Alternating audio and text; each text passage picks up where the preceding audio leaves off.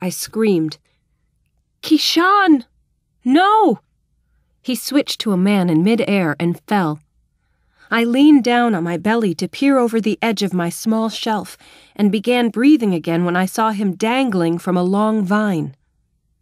He was slowly climbing up, hand over hand, but he was still too far away. He caught the chakram, held the dangerous weapon in his teeth, and swung back and forth until he could grab onto a protruding piece of wood on the side of the tree.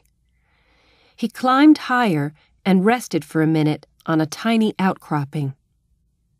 After assessing his situation, he grabbed a new vine, jumped, and swung out again. Kishan did a series of complicated acrobatic stunts. I saw the man change into tiger and back at least 3 times. At one point, he threw the chakram which spun in the cavern, sliced a vine, and flew back to a tiger paw that suddenly became a hand and caught it. Chakram in his mouth again, he swung below me, across the cavern, and pushed off the other side to aim for me. He grabbed the vine he'd cut to complete the swing. As he zoomed toward me, I saw that this vine wasn't long enough and realized he would land at least 10 feet away. I wanted to close my eyes, but felt I had to watch as Kishan risked his life to reach me. Kishan swung back and pushed off again. This time, when his feet touched the wall, he tossed the chakram still another time. He grabbed the vine in his teeth, quickly changed to the black tiger again, and pushed off hard with his powerful hind legs. He switched to a man again, flew out as high as the vine would take him, and then let go. Twisting in the air, he changed to a tiger. His striped, black body stretched out to my ledge. As his claws sank into the wood near my feet, and he hung suspended in mid-air, the chakram sank into the wood a few inches from my hand.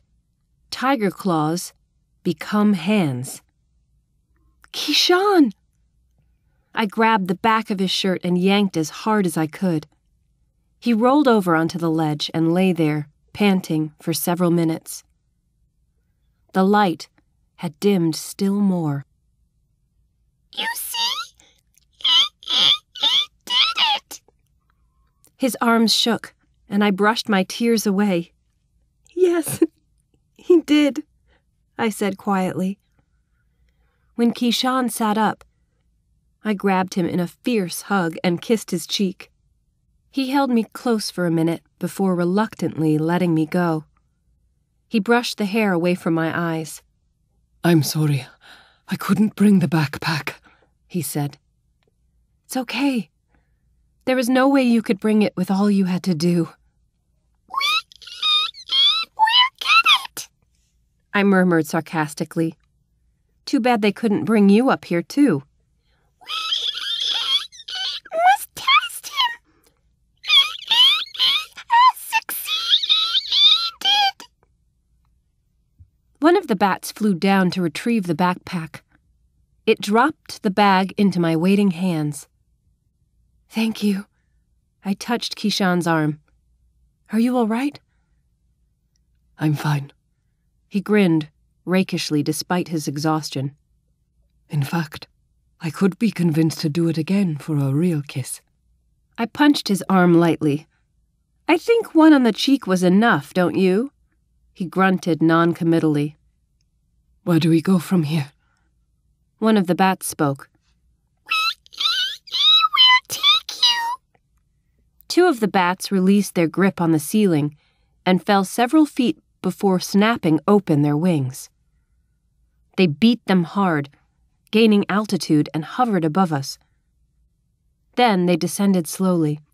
Taloned feet gripped my shoulders and tightened. I heard the admonition, "Remain still," and decided it was good advice to follow. With frenzied flapping, the bats took off, carrying us higher and higher into the tree. It was not a fun ride, but I also recognized that this would save us several hours of climbing. I thought we'd be flying straight up vertically, but instead, the bats circled, ascending slowly and steadily. Eventually, I noticed our surroundings were increasingly brighter. I made out an opening, a crevice that allowed dappled orange sunlight to move across the walls. I felt a cool breeze waft over my skin and smelled fresh living tree instead of the rotting, musty odor of fungus, ammonia, and burned citrus. Our winged companions flew out of the opening and, flapping loudly, carefully set us on a branch.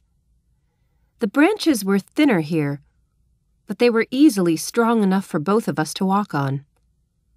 With a final warning of Vigilant! they flew back into the tree and left us on our own. Hey, Kels, throw me the backpack. I want to change out of these black clothes and put some shoes on. I threw him the backpack and turned around so he could change. Yeah, too bad your fairy clothes are gone now. They've disappeared into the tiger ether. They were handy to have around. Luckily, Mr. Kadam insisted on a couple of pairs of shoes for you just in case. Kels, the fairy clothes are in the bag. What? I turned around to find Kishan stripped to the waist and averted my eyes. How did that happen? Not sure. Fairy magic, I guess. Now turn around unless you want to watch me change. Red-faced, I spun quickly. It was sunset, and we decided to eat and rest. I was worn out but afraid to sleep on a branch, even if it was doubled the width of a king-size mattress. I sat dead in the middle. I'm afraid I'll fall off. You're tired. You need the rest. I won't be able to. I'll hold you. You won't fall. What if you fall? Cats don't fall out of trees unless they want to. Come here. Kishan put one arm around me and cushioned my head on his other. I didn't think I'd be able to sleep, but I did. The next morning I yawned, rubbed my sleepy eyes, and found Kishan watching me.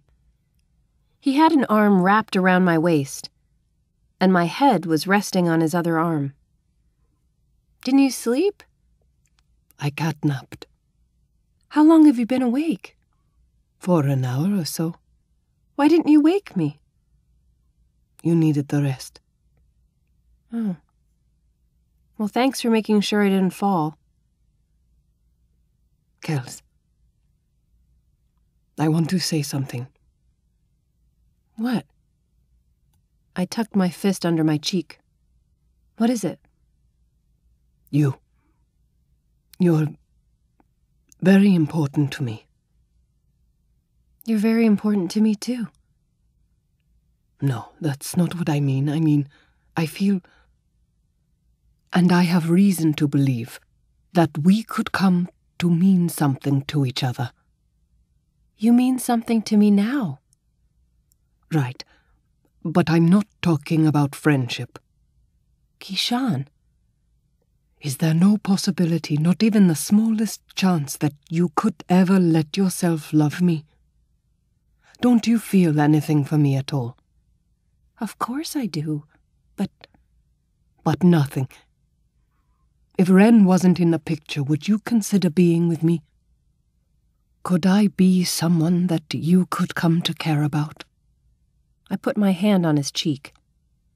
Kishan, I already care about you.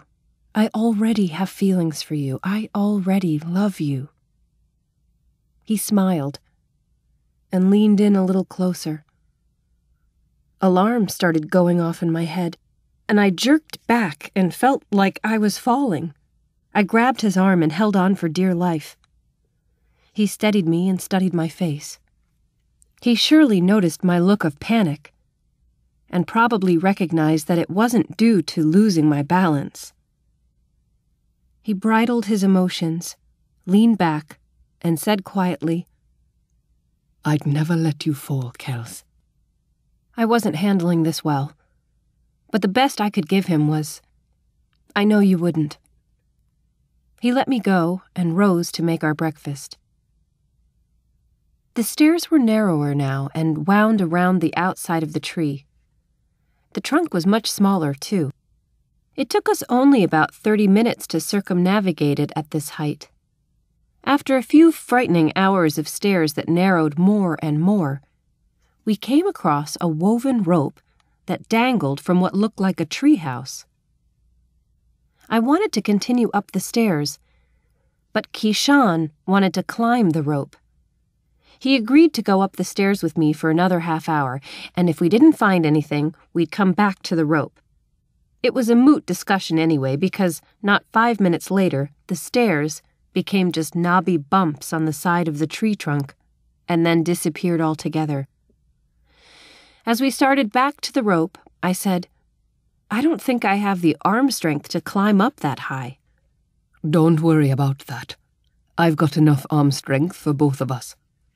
What exactly do you have in mind? You'll see. When we got to the rope, Kishan took the backpack from me and put it on. Then he beckoned me forward. "What?" He pointed at the ground in front of him. "What are you going to make me do?"